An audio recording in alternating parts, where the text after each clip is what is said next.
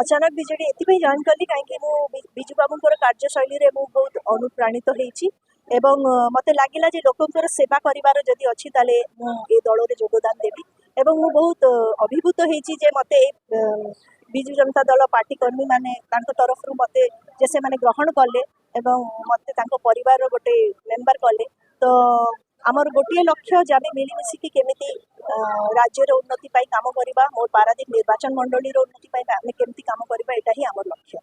सेटा तो मोर इच्छा मुझे जीती बापी बाबू विषय में कहीपरि आप विषय पचारतु मत लगिला जी बीजेडी दल को योगदान देले माने आनुष्ठानिक भाव में आज जब मिसिली मत लगिला जी मुझे दल सांगे जब संयुक्त रही मुझे कम करें लोकों जोटा कि मोर लक्ष्य से मुझे